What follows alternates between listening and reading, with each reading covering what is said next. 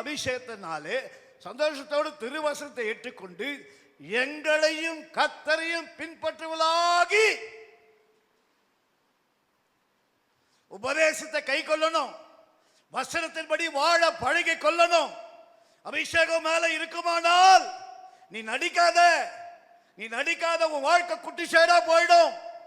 அபிஷேகம் உனக்கு வேணால் என் தேவனுடைய வசனத்தை படி வாழ பழகிக்கொள். சொன்னார், நான் உங்களை முதல்ல பார்த்த சொன்னேன், இந்த வசனமான தேவனத்தை வந்தபடினாலே எங்களை நீங்க ஏற்றுக்கொண்டீர்கள். நீங்க எப்படி இருக்கிறீங்கன்னா உபத்திரத்தினாலே, நீங்க இந்த உபத்திரத்தினாலே உங்க வைராக வசனத்து மேல இருக்கிற வைராகத்தை பார்த்து எனக்கு ஆச்சரியமா இருக்குது.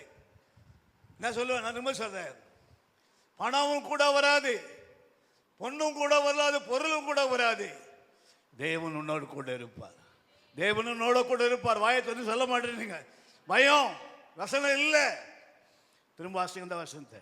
நீங்கள் மிகுந்த உபத்திரவத்திலே பரிசுத்த ஆவியின் சந்தோஷத்தோடு திருவசனத்தை ஏற்றுக்கொண்டு எங்களையும் கர்த்தரையும் பின்பற்றுகிறவர்களாகி சொல்லுங்க. இங்க பாருங்க, அவங்க நிலவரத்தை அவர் சொல்லிட்டாரு. தெசலோனிக்கே சபைக்கு, அம்மா கவனிங்க, தெசலோனிக்கே சபைக்கு அவர் சொல்லிட்டாரு. என்ன சொல்லிட்டாரு? நீங்க மிகுந்த உபத்திரத்தினாலே வசனத்தை ஏற்றுக்கொள்ளுகிறீங்க. கீழே வசனம் சொல்றாரு, அதனால் மக்கதோனியாவில் இருக்கிற சபைகள் எல்லாம் உன்னை பார்த்து சாட்சியா இருக்கிறாங்க. கைத்தட்டி ஆண்டவர் மகிமைப்படுத்த